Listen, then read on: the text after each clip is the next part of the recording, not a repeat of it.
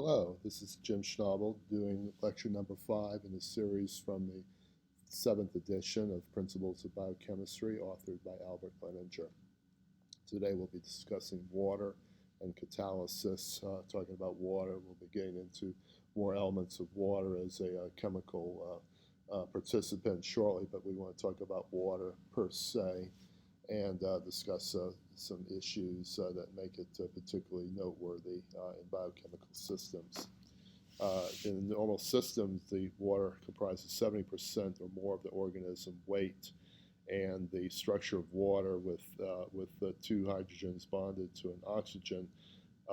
This supplies a sort of a disparate location of charge. So water has a dipolar structure, so electrons preferential are shifted towards the more electronegative oxygen atom in the structure and away from the hydrogen atoms they're causing. So you get polar and nonpolar hydrophobic interactions where water tends to segregate itself from the nonpolar surroundings, such as oil or modified wax or some element like that. But it will freely interact with the polar environments, and this is one of the characteristics of it.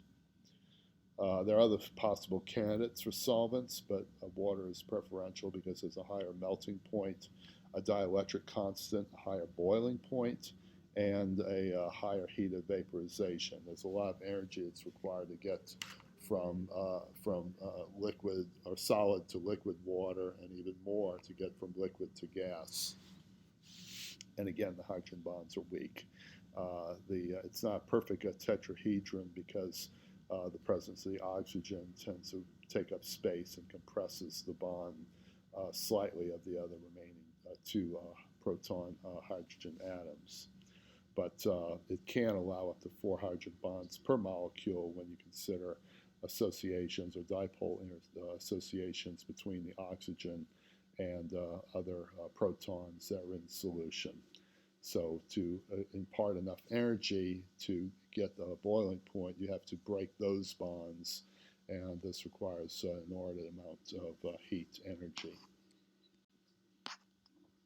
So we talk about polar solutes, and they form hydrogen bonds with water, and there is weak polarity, but with the carbon-hydrogen bond, but it is less inclined to form hydrogen bonds compared to alcohol, aldehyde amines, or carbonyl groups. In those moieties, there is a greater electronegativity involving an oxygen or nitrogen, and this is the difference between that and a simple bonding of a carbon and a hydrogen atom. So methane would, for example, function as a polar or a nonpolar entity compared to water. So in solution, you can replace polar molecules, biomolecules with its own hydrogen bond and separate them in solutions. You can, depending on the moiety in question, the biomolecule in question, you can dissolve it in water. And this may require an element of imparting of heat to get it. Also, as mentioned, there's a high dielectric constant, which facilitates ion dissolving if you add salt to it. And we'll be discussing the elements of osmotic change in future talk. But if you do dissolve salts, you're increasing the entropy, and it's thermodynamically stable. So there is a level or point with solubility constants under a given temperature where you can produce a solution of salt, and these would be intercalated as ions within the water matrix. For non-polarizable gases, you would have these poorly dissolved in water, and you would need carrier molecules such as hemoglobin or salts in the form of bicarbonate. So oxygen, although there is a minuscule amount of free oxygen in plasma, and a small amount of carbon dioxide. It usually exists in the form of bonded to hemoglobin and bonded to bicarbonate in the bicarbonate buffer.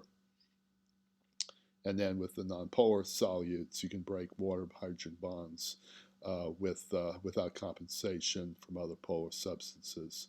So nonpolar solutes can separate water bonds and create an element of entropic change with that. So the entropy decreases and the water is more ordered, and that's thermodynamically unfavorable to have a nonpolar solute added in with the water.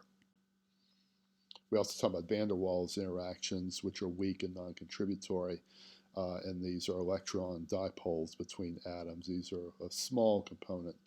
And then for covalent bonds, those are much stronger than ionic hydrophobic or van der Waals interactions. And they are cumulative. The van der Waals is cumulative and has a major effect in macromolecules, and its specific forces accrue exponentially, not additively. And this is how a macromolecule achieves its three-dimensional structure. So you have a combination of covalent bonds and van der Waals interactions, but again, the structure and the way the structure configures to itself is what governs its biological form and ultimately its function. Again, function follows form, form follows structure. And then when we do X-ray diffraction, you can determine how water complements and determines micromolecular structure. You can use this method called circular dichroism, which takes macromolecules and subjects them to different conditions of salt, temperature, and solvent interactions, and determine the structure of those molecules as you change the surrounding solvent medium.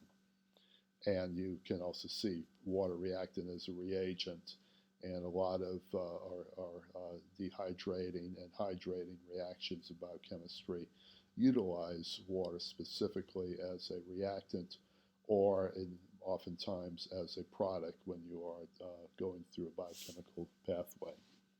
So that takes care of that particular topic, and I thank you for listening. Thank you very much.